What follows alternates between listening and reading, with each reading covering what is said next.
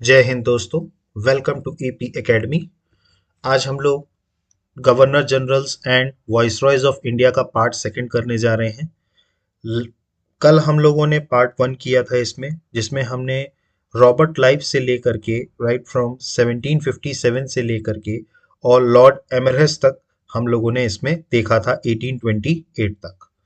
आज हम उसके आगे के गवर्नर जनरल्स देखेंगे और इसके अलावा आज से हम वाइसरॉयज भी देखेंगे कि कौन कौन वाइसरॉय हुए हैं। So let's start with this video. Governor generals and viceroys of India. Lord Amherst के बाद बात करें तो जो नेक्स्ट गवर्नर जनरल बंगाल के आए वो आए लॉर्ड विलियम बेंटिक। ये बहुत ही इंपॉर्टेंट गवर्नर जनरल रहे हैं क्योंकि इनके टाइम पर बहुत सारे सोशल चेंजेस और कई सारे और भी चेंजेस इनके शासनकाल में हुए। जैसे सबसे पहले बात करें तो ये last governor general of Bengal रहे। देखिए, मैंने आपको बताया था कि सबसे पहले जो डेजिग्नेशन हुआ करता था वो गवर्नर ऑफ बंगाल हुआ करता था। उसके बाद फिर रेगुलेटिंग एक्ट 1773 पास किया गया, जिसके तहत गवर्नर ऑफ बंगाल को क्या डेजिग्नेशन दिया गया, गवर्नर जनरल ऑफ बंगाल। तो अब ये लॉर्ड विलियम बेंटिक जो थे वो last governor general of Bengal थे, क्योंकि इसके बाद एक और एक्ट पास होगा, चार्टर एक्ट 1833, जिसके तहत अब गवर्नर जनरल ऑफ बंगाल को कहा जाएगा governor general of India. So he is the last governor general of Bengal. He was also regarded as the father of modern education in India। तो एक तरीके से आधुनिक शिक्षा के जनक एक तरीके से लॉर्ड विलियम बेंटिक को कहा जाता है, क्योंकि मॉडर्न एजुकेशन की जो शुरुआत हुई थी वो इन्हीं के शासनकाल में हुई थी। इसके अलावा एक और इम्पॉर्टेंट, बहुत ही इम्पॉर्टेंट टास्क इनके समय में हुआ था कि सती प्रैक्टिस को एबॉलिश करने के लिए जो लॉ पास किया गया था वो इन्हीं के शासनकाल में किया गया था 1829 में। तो एबॉलिशन ऑफ सती हुआ था 1829 में। नेक्स्ट बात करें एनेक्सेशन ऑफ मैसूर इन 1831। तो 1831 में इन्होंने मैसूर को एनेक्स किया था, क्योंकि वहां पर कुछ माल एडमिनिस्ट्रेशन चल रहा था। तो एनेक्सेशन ऑफ मैसूर जो हुआ था वो 1831 में इनके समय हुआ। उसके बाद फिर एक ट्रीटी हुई इनकी रंजीत सिंह से 1831 में। तो आपको याद रखना है, ट्रीटी हुई रंजीत सिंह से 1831 में। इसके अलावा चार्टर एक्ट पास हुआ, जो मैंने अभी आपको बताया कि चार्टर एक्ट जो था वो 1833 का वो पास हुआ, जिसके तहत अब जो गवर्नर जनरल ऑफ बंगाल हैं वो क्या कहलाने लगे, अब गवर्नर जनरल्स ऑफ इंडिया। तो यही लॉर्ड विलियम बेंटिक ही last governor general of Bengal थे, और यही जो आए उसके बाद first governor general of India, जिनका ड्यूरेशन रहा 1833 से लेके 1835 तक। तो यही सेम व्यक्ति जो last governor general of Bengal थे, यही बने first governor general of India. Next बात करें तो Macaulay's minutes on education were accepted, declaring that English should be the official language of India. देखिए, इनके समय में इंग्लिश को ऑफिशियल लैंग्वेज बना दिया गया था इंडिया की। मतलब एजुकेशंस में मैकॉलेज के रिकमेंडेशन पर इंग्लिश को एज अ ऑफिशियल लैंग्वेज मान लिया गया था इंडिया की। नेक्स्ट बात करें तो abolish provincial court of appeal and circuit setup by Cornwallis. Cornwallis ने जो प्रोविंशियल कोर्ट्स बनाए थे उनको इन्होंने एबॉलिश कर दिया था, लॉर्ड विलियम बेंटिक ने। उसके बाद बात करें, अभी अपन ने बात की थी मैसूर का एनेक्सेशन इन्होंने किया 1831 में, फिर कुर्ग का किया 1834 में, और सेंट्रल कैचर का किया 1834 में। नेक्स्ट बात करें सप्रेशन ऑफ ठगी। ठगी का भी सप्रेशन इन्हीं के शासनकाल में हुआ था, जिसमें ठगीज को सप्रेस किया गया था, और ये कार्यकाल चला था पूरा 1829 से लेके 35 तक। और इसके अलावा इनके समय में एक मेडिकल कॉलेज और हॉस्पिटल भी बनाया गया कलकत्ता में 1835 में। नेक्स्ट अब बात करें लॉर्ड विलियम बेंटिक के बाद जो आए थे, सिर्फ एक वर्ष के लिए बने थे सर चार्ल्स मैटक्लिफ। इनके समय में सिर्फ एक ही चीज हुई थी, that is pass the famous press law which liberated the press in India. देखिए, इनके समय में एक एक्ट पास हुआ प्रेस लॉ का, जिसके तहत प्रेस को आज़ादी दी गई कि वो अपने तरीके से काम कर सकता है। तो इसीलिए इनको लिबरेटर ऑफ इंडियन प्रेस भी कहा जाता है, सर चार्ल्स मैटक्लिफ को। इनके समय में सिर्फ यही एक इंपॉर्टेंट काम हुआ था कि he is called as the liberator of the press in India. इसके बाद बात करें सर चार्ल्स मैटक्लेफ के बाद जो आए वो आए लॉर्ड ऑकलैंड। ऑकलैंड का जो ड्यूरेशन रहा वो था 1836 से लेके 42। इनके समय में सबसे पहले तो एक ट्राइपार्टाइट ट्रीटी हुई 1838 में बिटवीन ब्रिटिश, शाह सुजा और महाराजा रणजीत सिंह अगेंस्ट दोस्त मोहम्मद खान। नेक्स्ट बात करें तो इनके समय काल में ही पहला Bengali daily newspaper Sambad Prabhakar publish हुआ 1839 में। नेक्स्ट बात करें तो ये बहुत इंपॉर्टेंट पॉइंट है तत्व बोधिनी सभा। तत्व बोधिनी सभा जो है वो देवेंद्र नाथ टैगोर जी ने फॉर्म की 1839 में। और उस टाइम पर जो गवर्नर जनरल थे वो थे लॉर्ड ऑकलैंड। तो तत्व बोधिनी सभा was form by Devendra Nath Tagore. Next बात करें तो फर्स्ट एंग्लो अफगान वॉर हुआ 1840 से 42 तक, जिसमें ब्रिटिश आर्मी को रिट्रीटिंग करना पड़ा क्योंकि बहुत ज़्यादा अफगान के जो मिलिटेंट्स थे उससे बहुत ज़्यादा मैसेकर हुआ। तो 1842 में एक तरीके से देखा जाए तो उनको रिट्रीट करना पड़ा फ्रॉम काबुल। तो पहला एंग्लो अफगान वॉर जो हुआ था वो लॉर्ड ऑकलैंड के समय हुआ था 1842-42। नेक्स्ट बात करें तो बैंक ऑफ बॉम्बे। मैंने आपको बताया था कि 3 बैंकों को मिला करके इंपीरियल बैंक ऑफ इंडिया बनाया गया था जो आज की डेट में हमारा स्टेट बैंक ऑफ इंडिया है। तो बैंक ऑफ कलकत्ता जो था वो 1806 में आया था सर जॉर्ज बारलो के समय। और इसके बाद अब बैंक ऑफ बॉम्बे बना वो 1840 में बना ऑकलैंड के समय। तो जिसको बाद में क्या कहा गया imperial bank of India. Now इसको क्या कहा जाता है state bank of India. Next बात करें नेक्स्ट आए लॉर्ड एलन बोरो। लॉर्ड एलन बोरो का जो कार्यकाल था वो था 1842 से 44 तक। इनके समय में सबसे पहले तो ग्वालियर वॉर हुआ ब्रिटिश ने जिनमें मराठास को हराया 1843 में। इसके अलावा बैंक ऑफ मद्रास जो मैंने आपको बताया था 3 बैंक उसमें से bank of Calcutta bank of Bombay के बाद जो तीसरा बैंक बना वो बना बैंक ऑफ मद्रास 1843 में, जिसको लेटर फिर इंपीरियल तीनों को कंबाइन करके इंपीरियल बैंक ऑफ इंडिया बनाया गया जिसको आज हम स्टेट बैंक ऑफ इंडिया कहते हैं। नेक्स्ट बात करें तो इन्होंने ही कॉन्क्वेस्ट और इनके समय में ही कॉन्क्वेस्ट और एनेक्सेशन हुआ सिंध प्रोविंस का 1843 में। और इसके अलावा इनके टाइम पर एक बहुत इंपॉर्टेंट एक्ट पास हुआ था इंडियन स्लेवरी एक्ट 1843। मतलब स्लेवरी को एबॉलिश करने के लिए जो दास प्रथा थी इसको खत्म करने के लिए इंडियन स्लेवरी एक्ट 1843 में जो पास हुआ था वो किनके शासनकाल में हुआ लॉर्ड एलन बोरो। नेक्स्ट बात करें लॉर्ड हार्डिंग्स वन। इनका शासनकाल जो रहा वो 1844 से लेके 1848 तक रहा। इनके समय में सबसे पहला एंग्लो सिख वॉर हुआ 1845-46 में जिसमें ब्रिटिश एम्पायर ने सिख एम्पायर को डिफीट किया और उनके ज्यादातर पोर्शंस पे कब्जा कर लिया।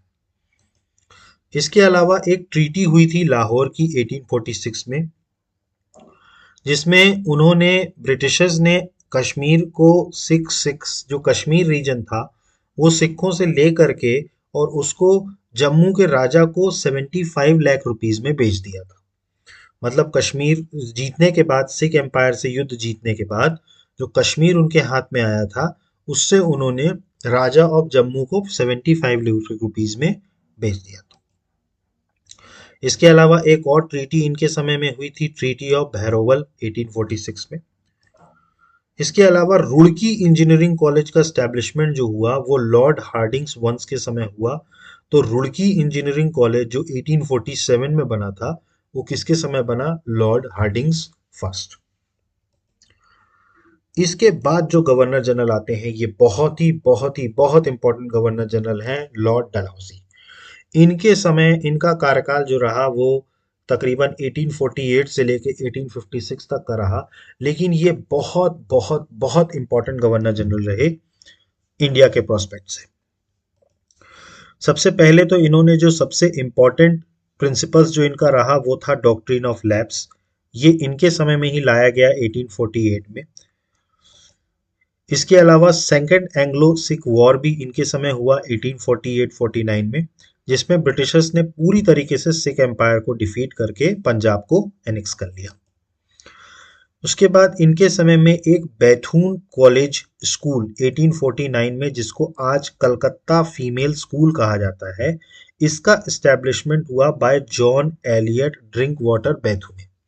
उस टाइम पर उन्होंने उसका नाम दिया था बैथुने कॉलेज, कॉलेजिएट स्कूल 1849 में। इसके अलावा बात करें तो रिलीजियस डिसेबिलिटीज एक्ट भी इनके समय में पास हुआ 1850 में, रिलीजियस डिसेबिलिटीज एक्ट।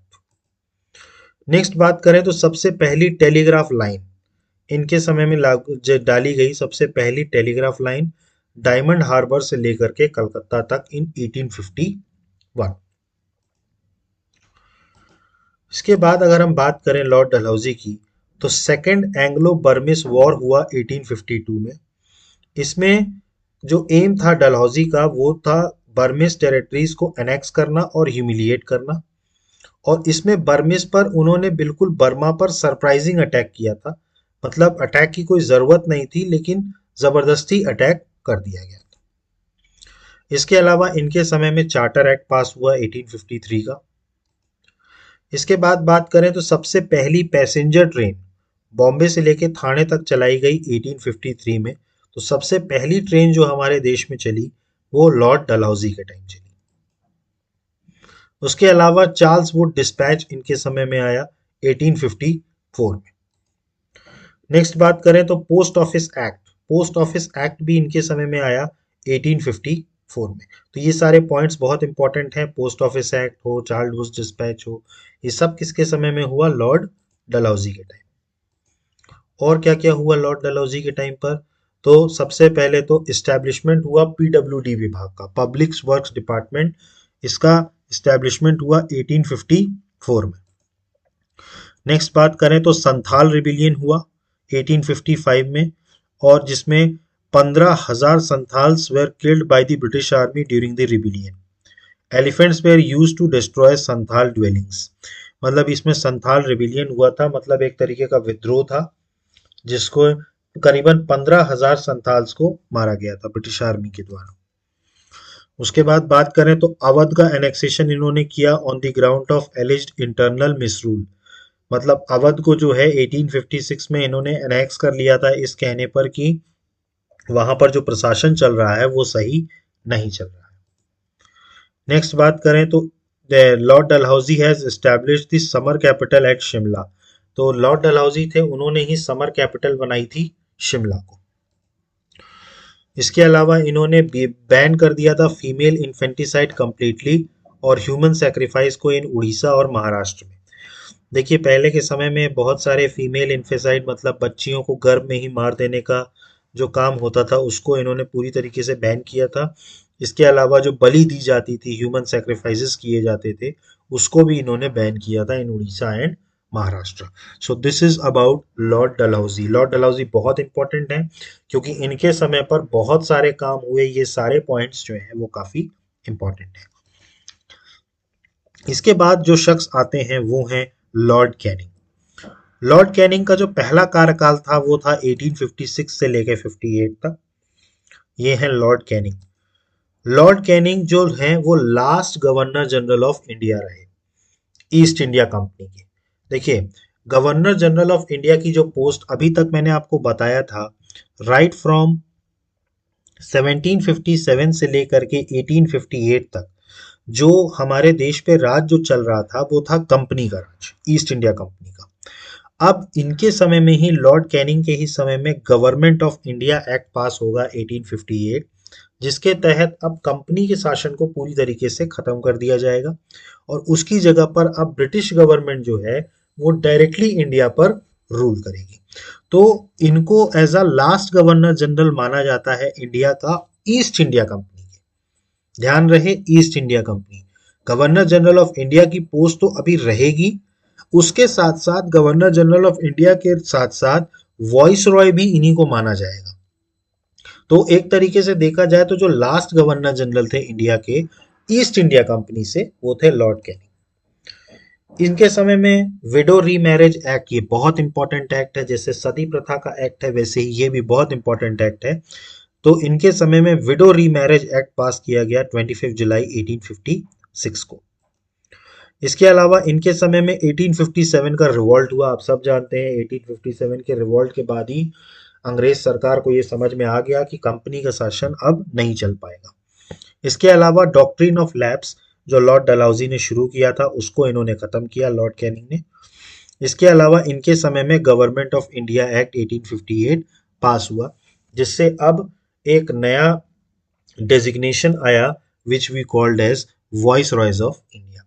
तो अब ये वॉइस रॉयज ऑफ इंडिया 1858 से लेकर के 1947 तक अब वॉइस रॉय रहेंगे। तो जो हमारे लॉर्ड कैनिंग ही सबसे पहले भी वॉइस रॉय रहे, उनका कार्यकाल 1858 से 62 तक एज अ वॉइस रॉय रहा। तो ये first governor general of India रहे, लेकिन अब ये क्राउन, देखिए स्पष्ट लिखा हुआ है क्राउन।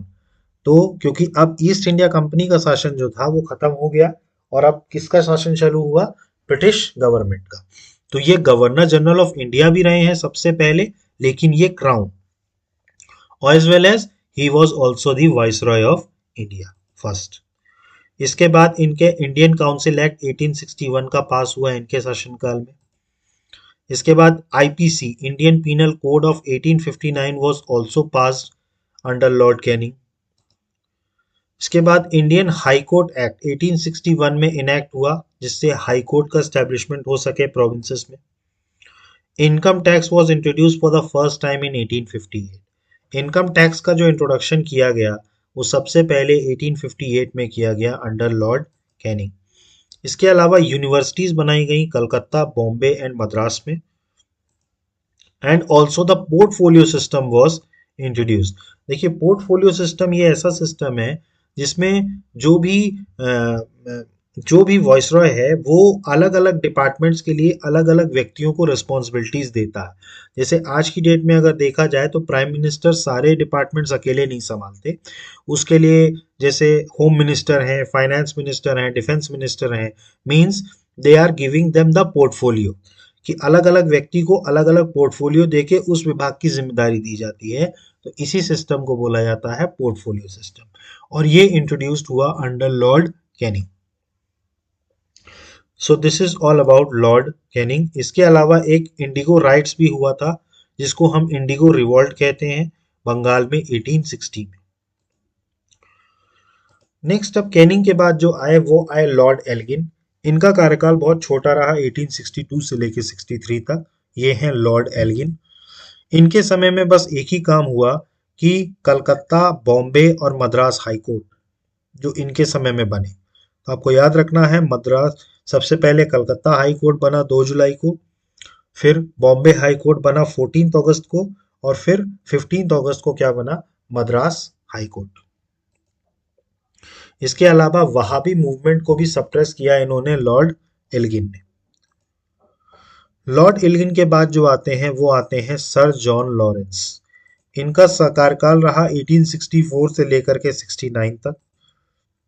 इनके समय में भूटान वॉर हुआ 1864-65 में, जिसमें ब्रिटिशर्स ने एक अनडिफीटेड भूटान को डिफीट किया। इसके अलावा असम और बंगाल के जो रीजन्स थे वो कैप्चर किए। इन्होंने भी शिमला को एज अ इंडिया की समर कैपिटल बनाया 1864 में। इसके अलावा इनके समय में इलाहाबाद हाई कोर्ट का एस्टेब्लिशमेंट हुआ 1866 में। इलाहाबाद हाई कोर्ट, शुरू में 3 हाई कोर्ट्स जो बने थे, उसके बाद ये चौथा हाई कोर्ट जो बना वो इलाहाबाद हाई कोर्ट।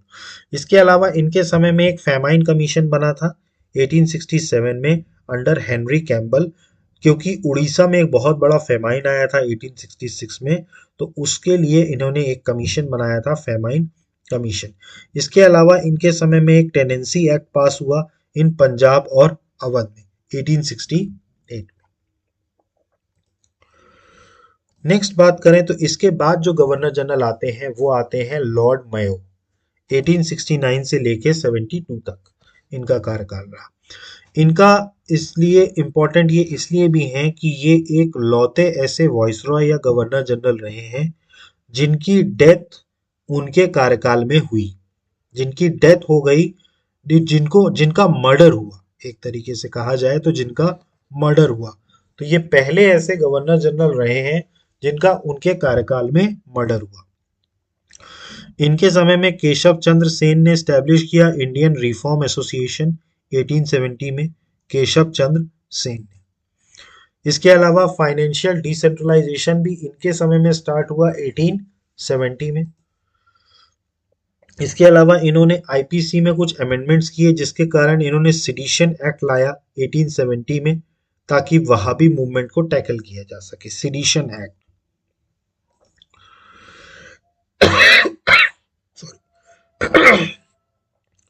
इसके अलावा इनको, जो मैंने आपको बताया था कि ये एक लौते ऐसे गवर्नर जनरल रहे हैं जिनका मर्डर हुआ उनके कार्यकाल में, तो उनका मर्डर करने वाले थे शेर अली अफरीदी 1872 में।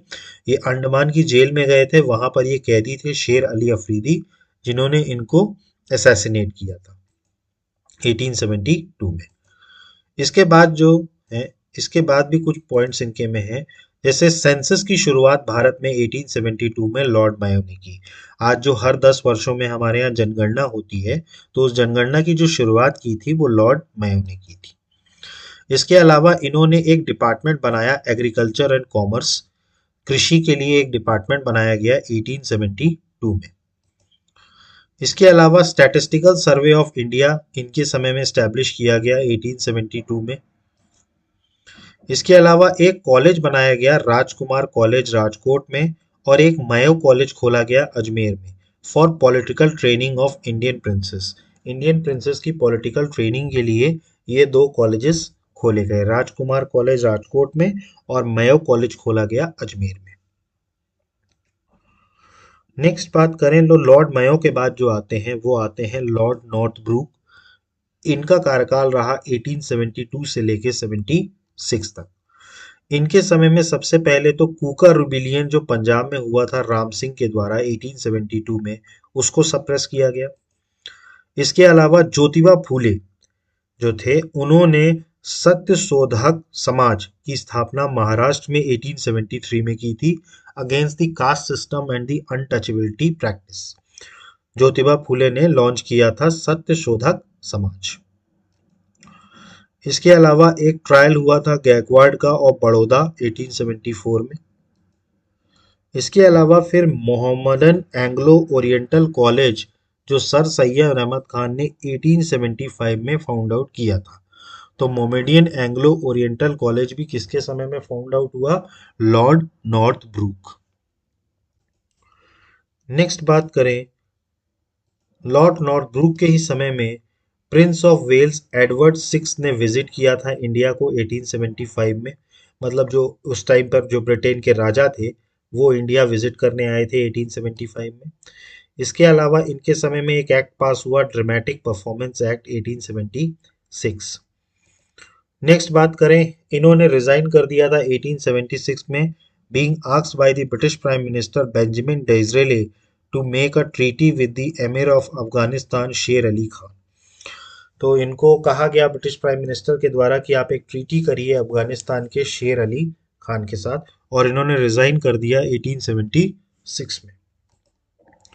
नेक्स्ट बात करें तो इसके बाद जो आते हैं वो आते हैं लॉर्ड लिटन। इनका कार्यकाल था 1876 से लेकर के 80 तक। ये हैं जनाब लॉर्ड लिटन। इनको कहा जाता है एक तरीके से जो सबसे ज़्यादा, अगर इंडियंस के लिए जो सबसे ज़्यादा खराब कह सकते हैं या सबसे ज़्यादा टफ कह सकते हैं आप, जो रहे हैं उनकी ज़िंदगी के लिए, वो हैं लॉर्ड लिटन।